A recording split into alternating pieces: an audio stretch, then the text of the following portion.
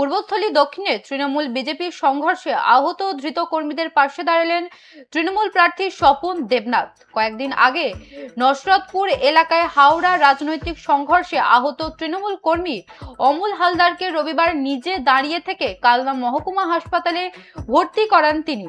ওই সংঘর্ষের ঘটনায় এক তৃণমূল কর্মী বর্তমানে কলকাতায় চিকিৎসাধীন রয়েছেন। এদিন শুধুমাত্র হাসপাতালেই নয়, ঘটনার জেরে গ্রেফতার হওয়া দলের দুই কর্মী অমিত মোদক ও কৃষ্ণ ঘোষের সঙ্গেও দেখা করতে কালনা সংশোধনাগারেও যান স্বপন দেবনাথ। সেখানে তাদের শারীরিক অবস্থার খোঁজ খবর নেন তিনি। সংবাদ মাধ্যমের মুখোমুখি হয়ে স্বপনবাবু গোটা ঘটনার তীব্র নিন্দা করেন এবং দোষীদের দৃষ্টান্তমূলক শাস্তির দাবি জানান।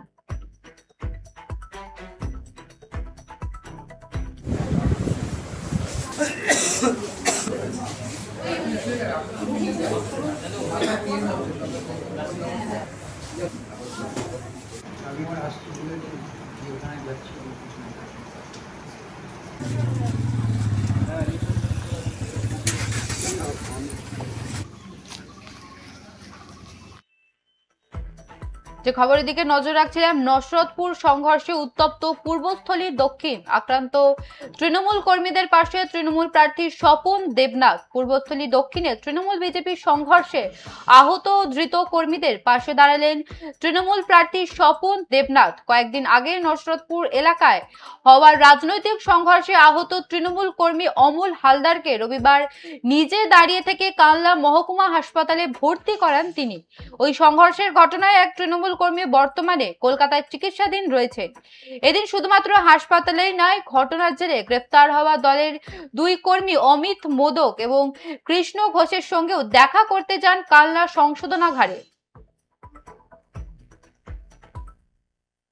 আপনাদের কর্মীকে আবার নতুন করে ভর্তি করতে হলো কেন, কি হয়েছে? দেখুন, দুজন কর্মীকেই ভর্তি করবে। একজনে তো দেখছেন ভেবিকে, তারপরে ইট ছুঁড়েছিল গালে, তার ও খুব রিস্ক নিয়ে জোর করে আমি বারণ করেছিলাম, কিন্তু ভোটের দিনও করেছে। তারপরে ইট মেরেছিল যে গালে, এখানে তার মুখ খুলতে পারছি, মাথায় এখানে আছে একটা ফ্যান পড়া ছিল, পায়ে মারাত্মক ইঞ্জুরি হয়েছে। তো আজকে আবার অসুস্থ বলতে আমি জোর করে নিয়ে গেলাম, চলো তুমি হাসপাতালে যেতে হবে। আর হাসপাতালে নিয়ে আজকে গণনা আছে, থাকতে হবে না, তুমি হাসপাতালে থাকো, তোমাকে তো সুস্থ করতে হবে।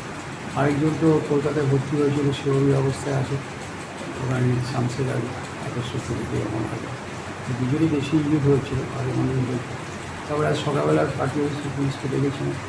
আমরা সেই ভাঙা মোটর সাইকেল, স্কুটি, প্রচারের যে মাইক, টোটো, মাইক সব ভাঙা করে দেয়।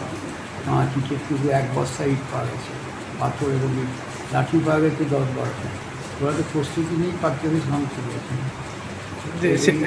এই রাজনীতি আমরা করিনি।